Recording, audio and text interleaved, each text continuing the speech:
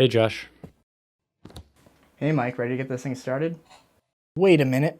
Are you wearing new contacts? No, I respect.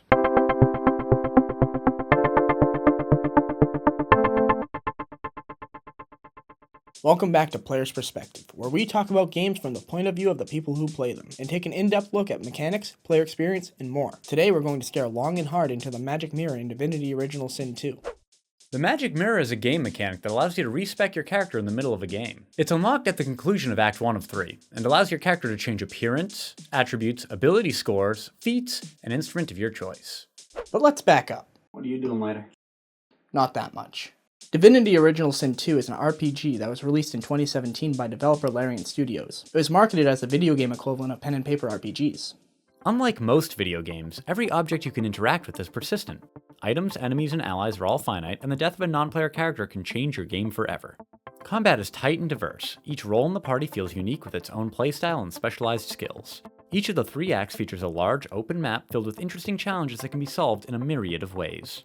Another phenomenal feature is Game Master Mode, which allows for one person to set up anything from a single encounter to an entire campaign.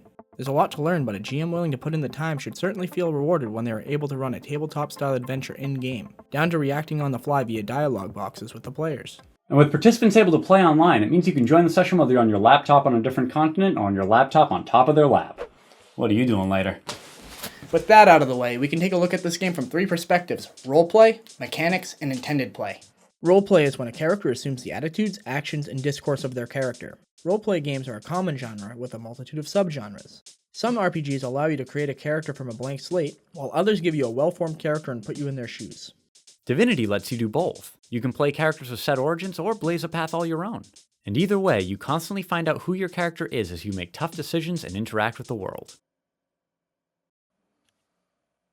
Do I want lizard sex? Nah.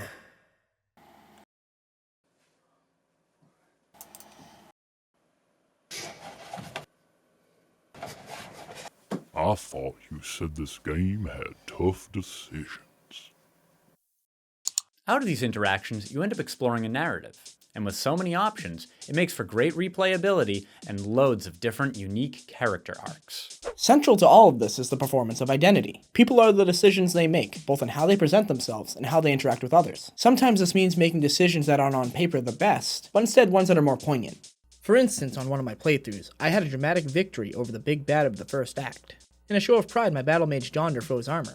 At this point, there's a lot of better armor available, but changing it just doesn't feel right. It's a mark of a great deed, and that bit of story means more than some raw number advantage. It's all part of the roleplay. Did someone say role play? Oh, right, I'll just, Then there's the game's mechanics. Game mechanics are constructs of rules or methods designed for interaction with the game state, thus providing gameplay. Everything from a health bar showing how near or far you are from death, to status effects, to keystrokes which trigger attacks, to opening a menu or clicking on a game element. A common discussion which surrounds the combat element of many RPGs is the idea of builds. Builds are group mechanics which help a player achieve a particular role in the party or style of play. Common terms used to describe builds might be damage caster, damage per second, tank, healer, and more. Those terms often come up in the meta, where discussion of gaming and tactics gets shorthanded for quick communication. Metagaming is any strategy, action, or method used in a game which transcends a prescribed rule set, uses external factors to affect the game, or goes beyond the supposed limits or environment set by the game. Whether using game knowledge from a previous run, watching a review online, or just talking about the game with friends, these are all metagaming elements. Paradoxically, while it is our nature to want to succeed in games, the pleasure in gaming comes from our struggle to beat them.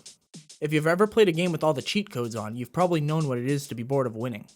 Really, when games are at their best, they force players to make tough choices, and when every choice feels like the wrong one, it makes the experience all the more enjoyable for those of us who are really masochistic. I do like running the cost-benefit analysis of increasing intelligence or memory.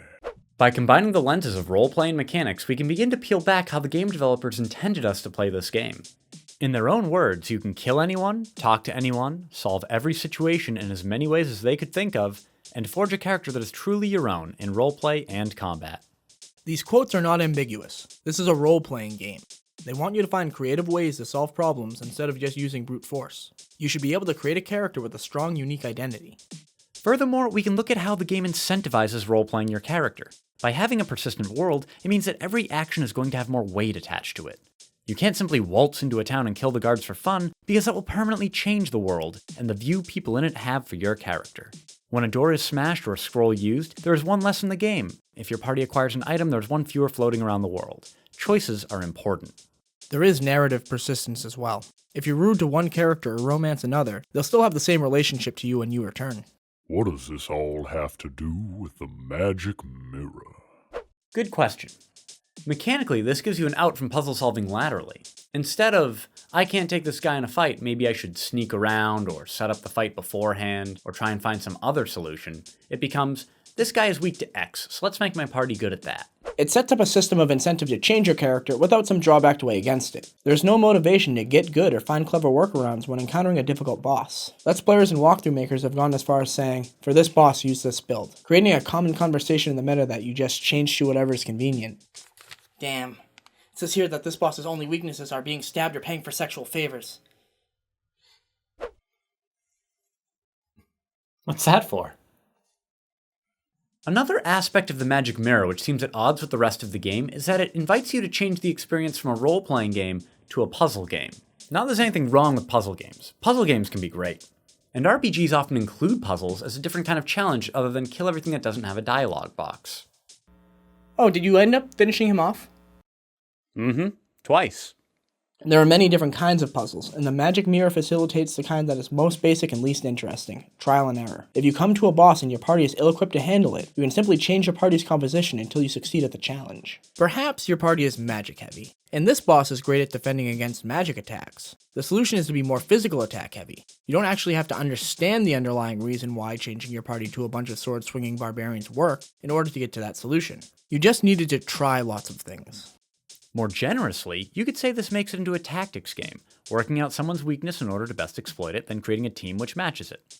And again, while there's nothing wrong with a tactics game, and while RPGs often include lots of tactical elements, we start to view our characters as sacks of experience points instead of people with vibrant lives, histories, and interests.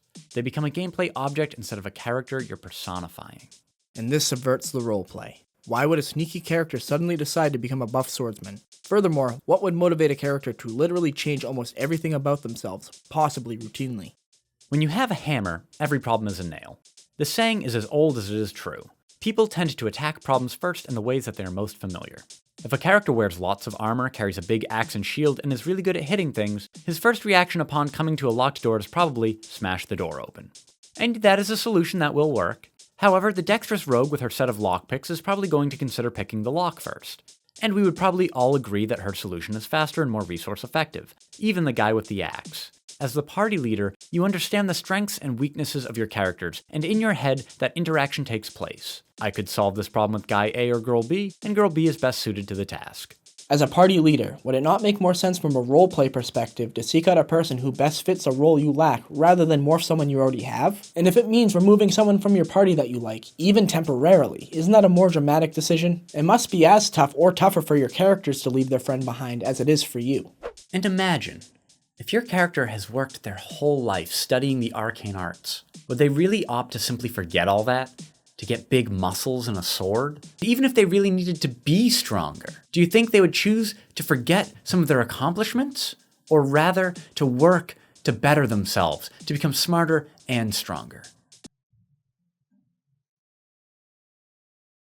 Hey kid, come here.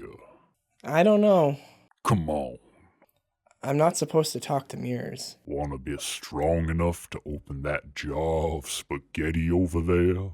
You have my attention. It'll only cost your intellect. I don't know. I like being smart. Oh, okay, wanna be even smarter? Okay, that sounds great. All I need to do is wither you to a husk. Wait, this sounds like a textbook case of ludonarrative dissonance. Damn it. Come back here. Ludonarrative dissonance is when game mechanics encourage actions antithetical to the themes or ideas suggested by the narrative. How can you claim that when there's no cultural or philosophical consensus of the validity of that term? Nigel.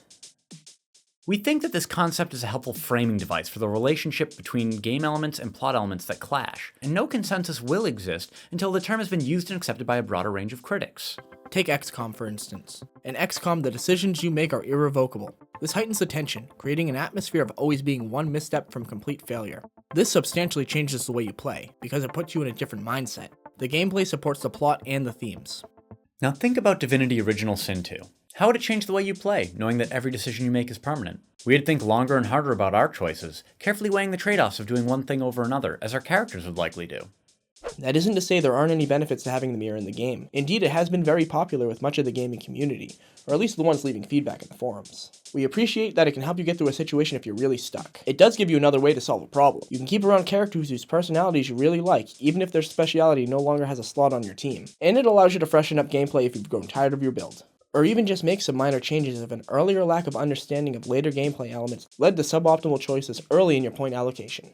On the other hand, if you're stuck, you can go someplace else and do something different. The game is open, and with the experience you learn, you'll be able to return stronger and with new strategies for overcoming a challenge. And while it does give you another strategy to solve problems, as the devs promised, it doesn't really seem to fit the spirit of that claim, even if it fits the letter. In terms of keeping characters whose personalities you like, we've already discussed how this trade-off can make the game more interesting, and make the decisions more difficult for you and for your party, as well as immerse you better in your character's shoes. As far as freshening up gameplay or allowing you to fix suboptimal choices you made earlier in the game, we'd propose a different solution. We take our inspiration from a game we think got it right. In Dark Souls 2, they introduced the consumable item, the Soul Vessel. Using it allows you to gain back all of the attribute points you'd allocated since the beginning of the game, effectively allowing you to respec completely. In our version, we make a potion called Milk of Amnesia, which sets all of your stats back to 0, but allows you to keep all of your earned experience points.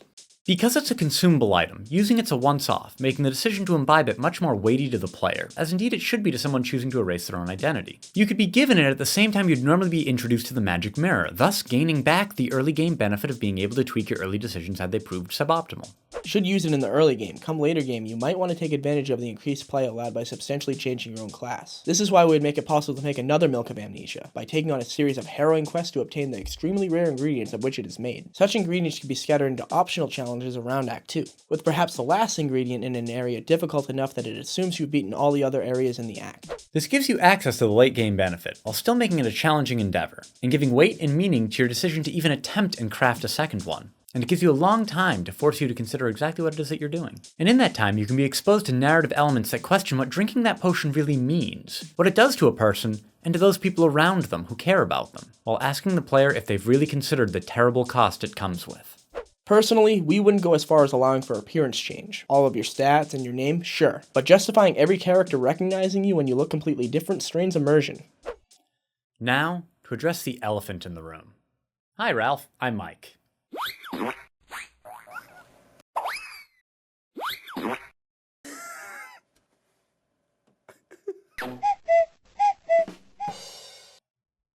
Now, to address the self-evident argument against us. The devs chose to include the mirror in the first place. No matter what Larian's marketing department put on the website, the devs took the time and effort to program the mirror in, introduce you to it, and put it in a highly accessible place. Other elements in the game support this as part of intended play. When you first meet your followers, even after they all tell you their backstories and explain their specialities, they effectively say, "I'll be anything you want me to be," which at least frames them as unattached to their previous accomplishments. And lastly, you can't change everything about your character. You can't change your race, nor can you change your tags. A mechanic attached to your character based upon your history and some of your choices, and which will affect the way NPCs will react to you. After analyzing the mirror as it relates to roleplay, mechanics, and intended play, we feel that this was a small misstep in what is otherwise an excellent offering. By undermining the intended play, they inadvertently undermined the greater player experience. This game is crafted to put you in someone else's shoes and let you do something great. It gives you myriad ways to solve each challenge, asking you to use brains, brawn, luck, and skill. And the tiniest blemish in that game stands out. And the mirror is that blemish. This is still our pick for Game of the Year, but that doesn't mean that there aren't things that could have been done better or errors that we can learn from in order to do better in the future. That's our perspective, but what's yours? Let us know in the comments below. And as always, keep playing. Want a bigger nose? Damn straight. What are you doing later? Wait, what?